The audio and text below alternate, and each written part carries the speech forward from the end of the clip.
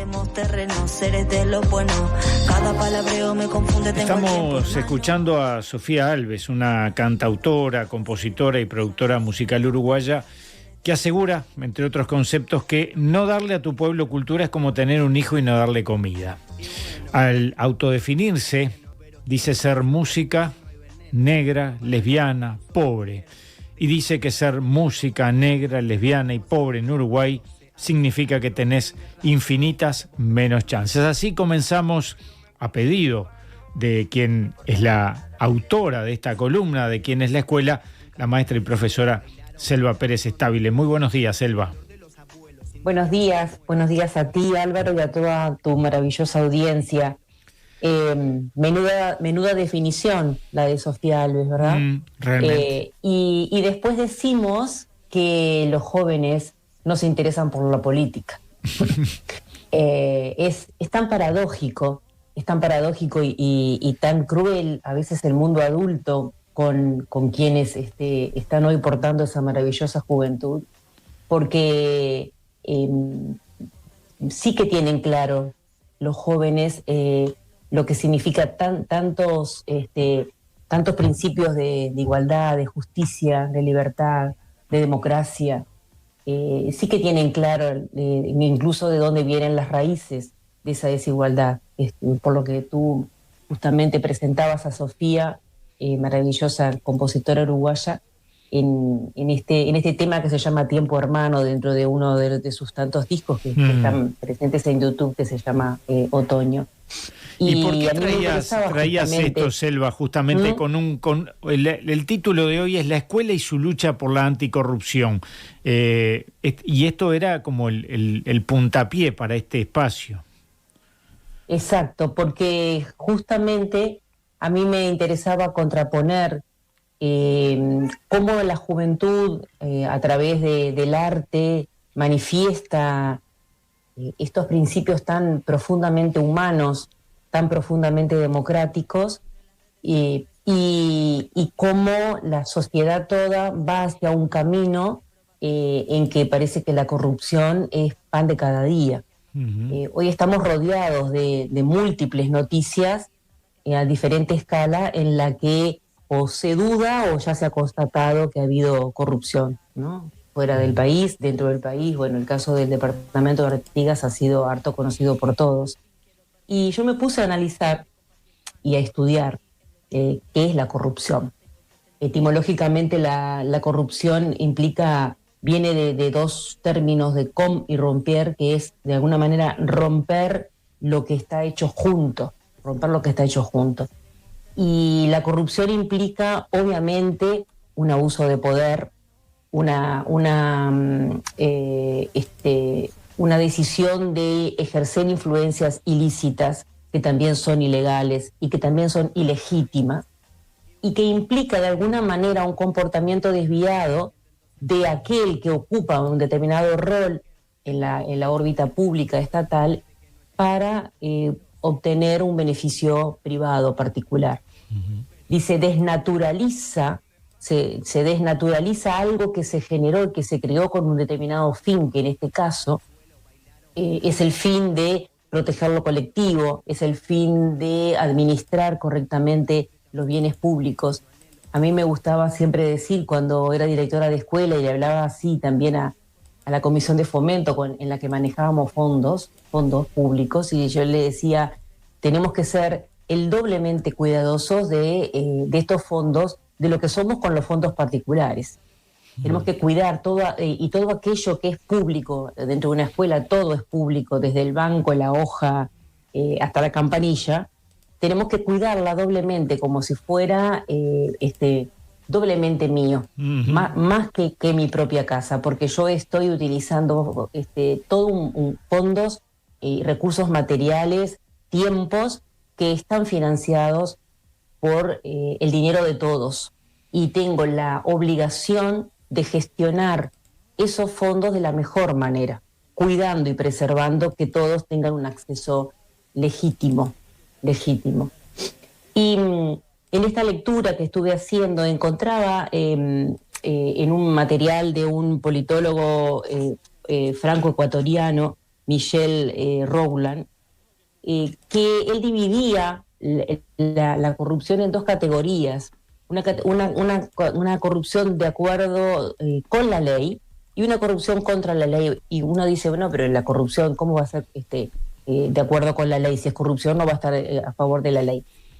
Pero yo creo que la audiencia puede recordar cuánta cantidad de ejemplos, cuántos ejemplos, todos debemos tener más de un ejemplo, de que, por ejemplo, de ir a hacer un trámite dentro de una órbita estatal y encontrar que hay un tratamiento disímil a unas personas que a otras en ese trámite, y que incluso el funcionario pueda acceder a una determinada recompensa por parte del usuario por haber hecho la función que tenía que hacer de acuerdo a su rol.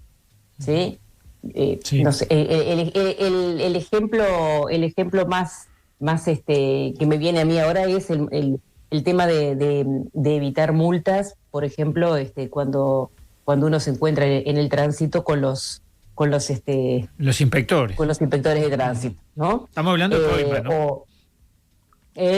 Entonces, todo eso son múltiples ejemplos que todos podríamos tener en relación a actuar dentro de la ley, y el funcionario está cumpliendo con su obligación, pero resulta que esa obligación la cumple incluso primero para algunos, o la cumple de manera distinta de acuerdo al beneficio particular que recibe.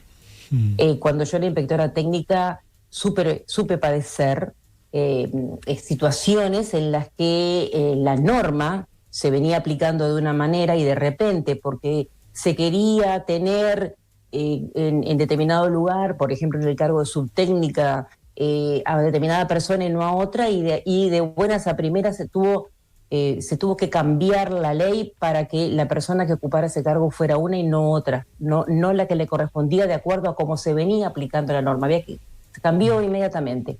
O facilitar o habilitar traslados o presentación a concursos de alguna persona que no cumplía literalmente las características para poder hacerlo, pero como servía que esa persona estuviera en un cargo de alta jerarquía porque era de confianza de las actuales autoridades, entonces la norma se revisa, se toma de otra manera, se interpreta de otra manera y entonces esa persona accede, ¿no? Uh-huh.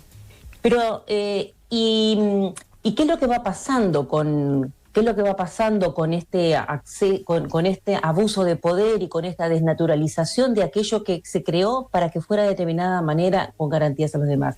Y va generando un impacto impresionante, va generando un impacto político, porque se va generando un descreimiento en la estructura estatal, porque se pierde hasta la profesionalidad, porque parece que porque perpetúa la ineficiencia burocrática, es decir, perpetúa aquella forma de actuar que va contra natura, ¿sí? Y también tiene un impacto social porque aumentan las desigualdades y también un impacto económico. ¿Cuántas veces y cuántos ejemplos tendremos todos de situaciones que a lo mejor se contrató una empresa no porque fuera la que ofrecía un mejor servicio a cambio de un presupuesto económicamente más beneficioso, sino que se le otorga a otras empresas porque hay compromisos personales con esa persona que está dirigiendo la política pública y que, por supuesto, está haciendo abuso de poder. Uh-huh. Pero además, la corrupción, a mí lo que me interesaba poner acá y la importancia de la escuela, de lo escolar, de la educación, para mí es vital desde el vamos, desde que estamos trabajando con los niños y las niñas, pero también es vital ir tomando conciencia de esto y también preguntarnos qué tanto nosotros nos damos cuenta de eso y cómo reaccionamos ante eso. Porque a mí me interesaba, por ejemplo, poner un ejemplo concreto, además de los que ya he nombrado.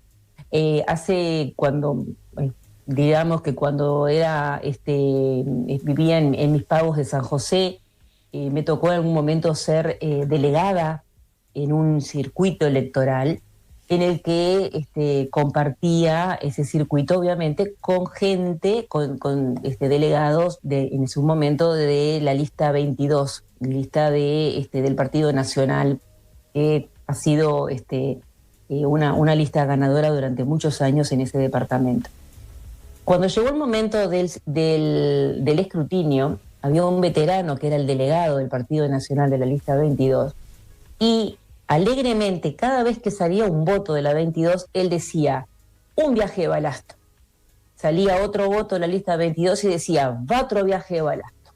Y así fue celebrando cada uno de los votos que recibía el Partido Nacional y en su lista. Y él lo decía suelto de cuerpo y muy alegremente. A mí siempre me quedó ese ejemplo, y no porque la persona fuera desagradable, sino porque me quedé pensando que esa persona tenía totalmente naturalizado que yo el voto lo puedo cambiar a cambio de un beneficio personal. Un voto, un viaje de balasto. Un voto, un viaje de balasto. Entonces, ¿por qué la educación? ¿Y por qué la educación puede luchar contra la corrupción? Porque la educación, yo a esta altura ya la defino como aquel acto maravilloso de ayudar al otro a que tome conciencia. Y a su vez ayudar al otro a tomar conciencia y a poder ejemplificar, analizar, asociar y conversar con el otro. Y en este ejemplo queda claro que esa persona no tenía nada que ocultar porque era su pensamiento. Porque si él hubiera dudado que eso estuviera mal, no lo hubiera dicho. Ni siquiera lo hubiera dicho, lo hubiera pensado, pero ni siquiera lo hubiera dicho. Entonces, cuando uno logra explicitar su pensamiento convencido de que eso es lo correcto, es más difícil de dar la vuelta para poder llegar al meollo de la cosa. Porque yo ahí podría haberme sentado, por supuesto que no lo hice, no era mi rol, pero ¿a ti te parece que yo puedo intercambiar tu voto, el voto para que yo siga gobernando, a cambio de que yo haga el abuso de poder de utilizar un bien público como es el balasto, el balasto que es un bien público que utiliza la intendencia para generar los caminos, para mejorar los caminos, pero que a ti te lo doy porque vos me votaste? ¿Y qué pasa entonces al vecino que está al costado, aunque capaz que precise el arreglo de la entrada de su tambo, no se lo voy a dar porque no me vota? Pero ¿no será que la política de generar y de distribuir ese bien público tiene que ser sumamente equitativo y en relación a que todos tienen derecho a tener buenos caminos y tener una entrada apropiada? Porque además ese camino, ese viaje de balasto seguramente no era para la entrada, para la parte pública, sino para la parte privada. Seguro. ¿Con qué autoridad, con qué derecho yo resuelvo darte a ti este beneficio y te estoy dando algo que no me pertenece, porque le pertenece a todos? Pero la pregunta es, ¿cuánto nos ponemos a pensar? Porque ¿sabés qué pasa, Álvaro? Entra a calar una forma de actuar que a mí me pasaba incluso con estas personas que tuve cerca en mi accionar técnico y que accedieron a los cargos porque hubo ese cambio de norma exprofesa para ellos, que si en algún momento te ponías a hablar con ellos estaban convencidos que le pertenecía. Lo mismo este señor que decía, estoy convencido que hay que darle el viaje de balasto. Es decir, cala tan hondo la corrupción, cala tan hondo en cada una de nuestras conciencias, en cada uno de nuestros corazones, que lo vemos que está bien. Es más, sentimos que lo merecemos. Sentimos que eso debe ser así porque lo merecemos. Y cuando llegamos a ese punto, yo creo que hay poca esperanza de salir adelante. Hay poca esperanza de salir adelante. Porque ya no estamos viendo. Primero se desnaturalizó algo que se creó para un algo. Y ahora se naturalizó eso que se había desnaturalizado. No sé si me explico. Sí, está clarísimo, clarísimo. Porque llega a lo profundo de nuestro ser. Entonces, cuando a veces uno intenta decirle a las personas, mira que se puede pensar de otra manera la forma de hacer política, se puede soñar y se puede concretar, porque además yo siempre lo he insistido, y más en este tiempo en que tengo mucho más la libertad de palabra, porque no tengo la dependencia jerárquica que tenía el cargo en el que yo estaba, en el que muchas cosas no las podía denunciar, pero ahora sí, por eso es que opté salir de allí, porque creo que puedo ayudar a pensar más desde este lugar, que de alguna manera tenemos que sentarnos a pensar para quitar como la cebolla, ¿viste? Ir quitando capas para poder llegar a lo profundo y para que la persona diga, pero a ver, vos estás criticando la corrupción porque ese beneficio porque ese beneficio es ilegítimo, ilegal, ¿sí? Y es un abuso de poder, o porque lo estás criticando porque en definitiva el beneficio no lo estás recibiendo vos. Claro. Esa es la pregunta que tenemos que hacer. Esa es la pregunta que tenemos que hacer. Allí está lo medular del tema.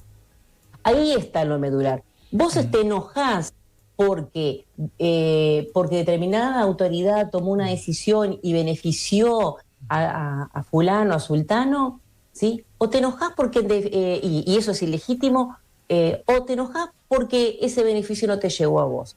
Porque si te enojás porque ese beneficio no te llegó a vos, es porque ahí se nos fue el balde y se nos fue la cadena. Claro.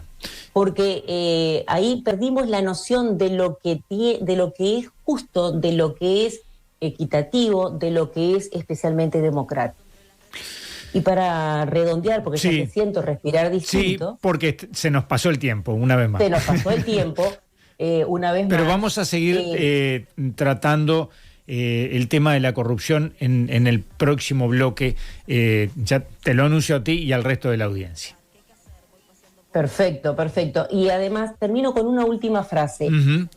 ¿Saben lo que pasa cuando cunde la corrupción y llega a estos niveles? Que la gente honesta es segregada de la institucionalidad y también es desestimulada. Y eso es demasiado grave para una sociedad que tiene que velar por crecer y por sobre todas las cosas, y disculpen que si soy a veces muy reiterativa, por proteger a las niñeces y a las adolescencias que están reclamando de un mundo adulto mucho más cuidado, porque al fin y al cabo, como dice la canción con la que empezábamos de Sofía, todos terminamos en el mismo lugar. Todos terminamos en el mismo lugar. Abrazo enorme y nos encontramos entonces. En 15 días. Muchas gracias, Selva. Alza el astro, rey mi rastro, güey, yo que vos mejor lo espero. En cada palabra yo me